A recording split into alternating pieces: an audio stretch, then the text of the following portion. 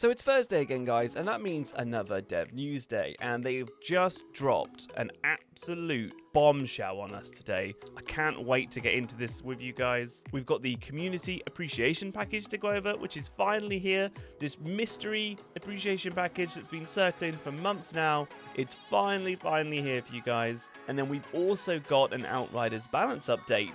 We've got buffs to armor, buff to player skills, and most importantly, no nerfs. So let's get straight into this. What's up everyone, and welcome back to another video. My name's Ben Lee. I make multiple videos on Outriders every single week, and I've also started live streaming. It's been going incredibly well and the support has been amazing, so if you guys are interested in that, be sure to go down and hit that subscribe button, also hit that like button. The streaming has been right here on YouTube, so you don't even have to leave the platform. Very convenient, so hit that subscribe button, you'll be able to be notified when I go live. Don't be like Dave here. Come on Dave, you can do it. But with all of that out of the way, guys, we have here on the Outriders Twitter page, the Community Appreciation Package is here. Thank you for all your support and encouragement since Outriders launched. We are always listening to feedback and are still committed to improving and enhancing your experience, as ever. Full details are here. Alright, so this is really good news, so let's dig a little deeper.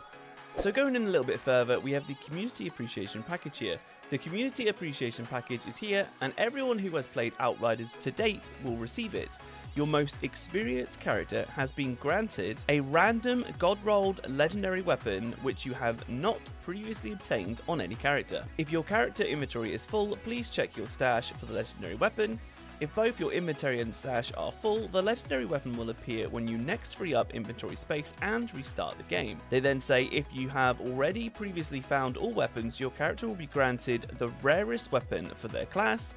And then a note down here, if you have received a duplicate weapon, please sit tight. We are looking into these as a matter of urgency. Scrolling a little bit further down, you also have extra titanium based on your character level, and a new emote, Frustration, has now been unlocked for all your characters. A game restart may be required for it to appear. So they finish up with, thank you for your support and encouragement since Outriders launched. We are always listening to feedback and are still committed to improving and enhancing your experience as ever. Alright, so some good news there. It's nice to be able to finally say that it's here and be able to report this news to you guys. So honestly, let me know what weapon you got. For myself, I logged in just before making this video and I got a high roller. Not too great for me, but I know other people have got weapons that they actually were really needed. That's a shout out to the Metal Gamer and his Fatal Symbiote. So yeah, it's really nice to be able to give you guys some good news, but we've got more. So they also say this: we have also applied a number of buffs to armor and player skills.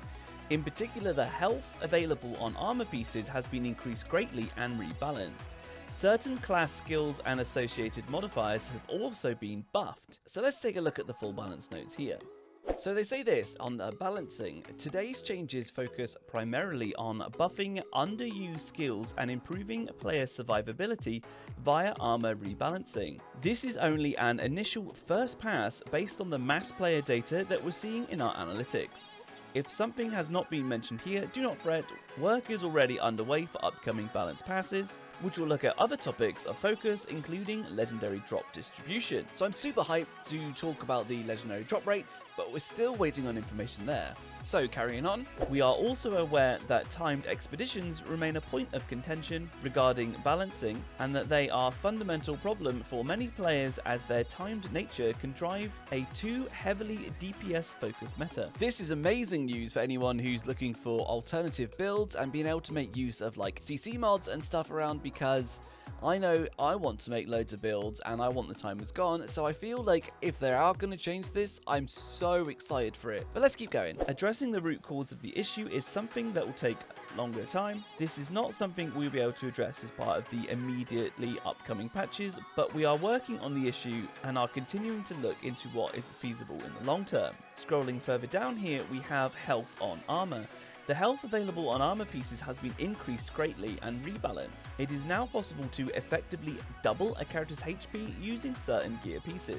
Previously, investing into improving your health was not providing enough value gain. This change will make it easier to build a greater health pool and survive even longer. Alright, so anybody looking to buff your health and maybe take a slightly slower gameplay approach, This is a really good buff. For me, with my characters, I don't feel like I need to use max health, but for some people this might be an amazing change. coming down to Devastator, they've done stun reflect bullets. Reflect bullets base damage has been increased by 250%. This buff will help players deal with smaller mobs, but effectively killing elites will still require use of the other skills as well. We also have the base damage dealt of the bullet acceleration mod has been increased by 330%. And coming down a little bit further within Impale, the HP regen granted by Impale skill has been increased by 50%. The range of the Vlad's Grasp mod has been increased by 100% also. Something I'm really excited for, because I personally don't have a Devastate at the moment, but is Phaser Beam here for the Pyromancer. So Phaser Beam's base damage has been increased by 100%, a whopping 100%, and Phaser Beam's FPS has been set to 2.1, previously from 1.5. So the FPS controls how much the Phaser Beam skill benefits from status power attribute. This change effectively means that the damage from Phaser Beam may well be doubled, and then some, though the effectiveness of this improvement still depends on the character's status power attribute. These changes will help the skill kill particularly riflemen, berserkers, and shotgunners with ease. I'm really looking forward to doing a Phaser Beam build. I've been searching for the Lava Lich helm for anybody who's been following the channel, and I haven't got it yet. But when I do, this buff means that that build is now going to be even stronger, so I'm actually really hyped for Phaser Beam, and I can't wait to get it going. Next down here we have a Volcanic Armor mod. Damage reduction has been increased to 65%, both anomaly and physical damage, previously from 50%. Coming down to Technomancer here, we have Tool of Destruction. The RPG summoned by Tool of Destruction has had its base damage increased by 66%. The RPG summoned by Tools of Destruction has had its fall-off reduced, minimum range increased by 50%. This isn't a skill that I've messed around with as of yet, but as my Technomancer is now max level, this is something that I want to play around with, so I'm really happy that this has happened. I'm really excited to see what it's like.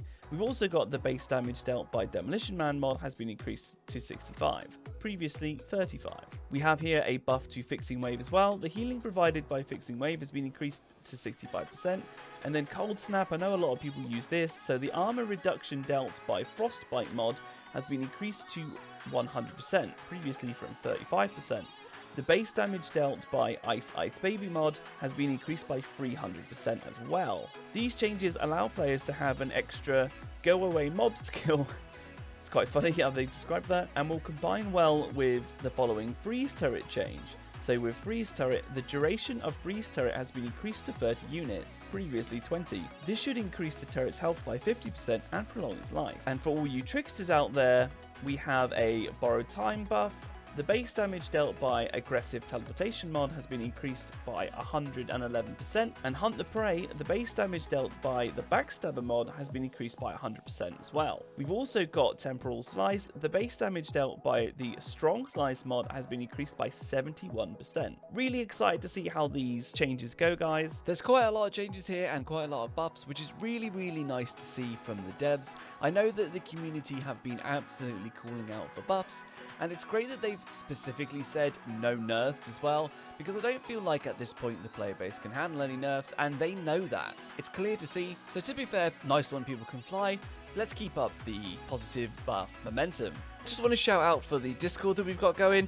There's an absolutely amazing community going on there. It's completely free. The link will be in the description if you fancy joining it. There's loads of people in there offering advice with their builds, as well as doing free carries for CT climbing. So big shout out to you guys. Keep up the good work. You're doing absolutely amazing, and thank you so much. Love you to pieces. And if you want to check out more, come check me out on the stream. I stream right here on YouTube. If you like the video, please give it a like, and consider subscribing if you've learned anything. I'll be posting multiple videos on Outriders every single week.